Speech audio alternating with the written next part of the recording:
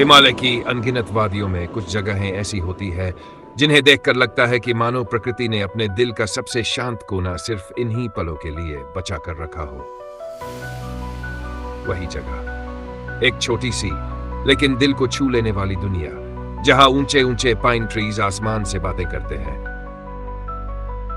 जहां बादल जमीन पर उतरकर चलते हुए लगते हैं और जहां हवा में एक ऐसी ठंडक है जो सिर्फ शरीर को नहीं, आत्मा को भी ठंडक पहुंचा देती है। इन घने पेड़ों के बीच, इन बादलों की धुंध के भीतर, यह जगह किसी तस्वीर की तरह नहीं, किसी धीमी शांत सांस की तरह महसूस होती है।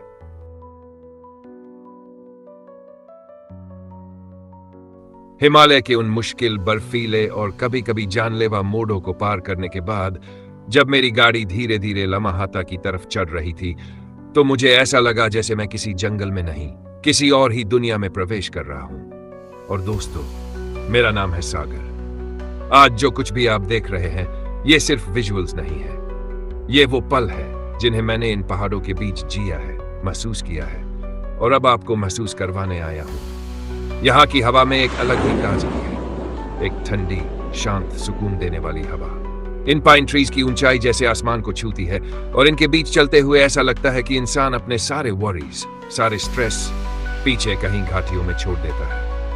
लम्हाता में बादल सिर्फ ऊपर नहीं होते, कभी कभी तो वो आपके पास से ऐसे गुजरते हैं जैसे कोई अनजाना मेहमान हल्के से कंधे को छूकर आगे बढ़ गया हो। और यही सब इसे खास नहीं, अद्वितीय बनाता है।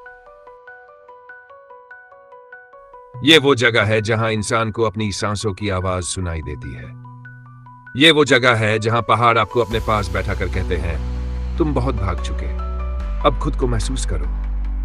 और मैं यही करने आया हूं यहां। लम्हाता के इन बादलों, इन पेड़ों, इन रास्तों और इस ठंडी हवा के बीच कुछ पल चुराने, कुछ पल जीने, कुछ पल आपको दिखाने। यह है हिमालय की गोद में बसी एक शांत, सुंदर, रहस्यमयी दुनिया, जिसकी खूबसूरती सिर्फ आंखों से नहीं, दिल से देखी जाती है।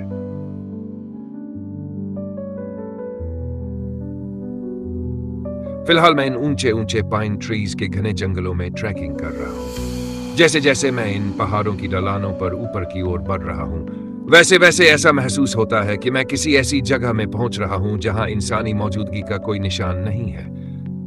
मैं इतनी दूर, इतनी गहराई तक आ चुका हूं कि जहां तक नजर जाती है, बस पेड़ों की लंबी कतारें हैं, धुंध की परतें हैं और पहाड़ों की अनंत खामोशी है।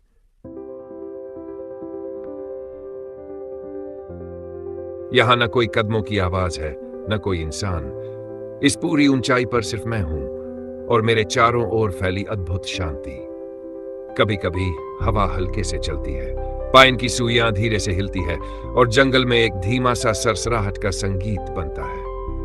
लेकिन उसके अलावा पूरा वातावरण इतना शांत, इतना स्थिर है कि मुझे अपने दिल की धड़कनें तक साफ सुनाई देती है। इतनी गहरी खामोशी मैंने बहुत कम जगहों पर महसूस की है। यहां आवाजें जैसे गायब हो जाती हैं। मैं अगर ऊंची आवाज में बात भी करना चाहूं तो मन नहीं करता।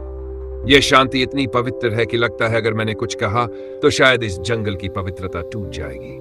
सच कहूं तो दिल खुश हो गया। ये वो एहसास है जो शब्दों में बांटना आसान नहीं है। ऐसा लगता है जैसे मैं अपने आप से भी ज्यादा करीब हो गया हूं।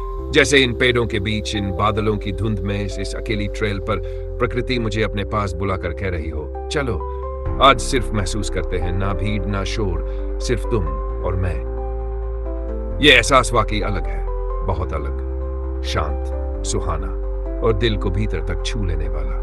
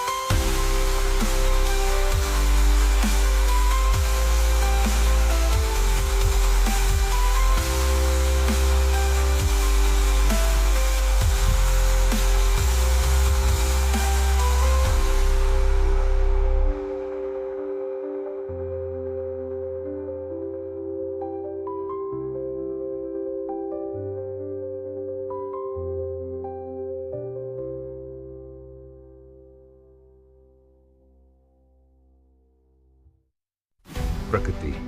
ये सच में ऐसी चीज है जो इंसान को उसके सबसे असली रूप से जोड़ देती है। हम बाहर चाहे कितने भी शोर में रहते हों, चाहे शहर की रफ्तार हमें कितना भी खींच कर ले जाती हो, लेकिन प्रकृति के पास एक जादू है। ऐसा जादू जो मन के भीतर छुपे हुए उस शांत कोने को फिर से जगा देता है, जिसे हम रोज की भागदौड़ में कहीं दबाकर भूल जाते हैं। जब इंसान जंगलों में आता है, पहाड़ों की हवा में सांस लेता है, पेड़ों के बीच चलकर उस मिट्टी की खुशबू महसूस करता है, तो उसे एहसास होता है कि असली सुकून कभी भी मोबाइल, कभी भी शहर, कभी भी भीड़ में नहीं मिला। असली सुकून हमेशा से यहीं छिपा हुआ था।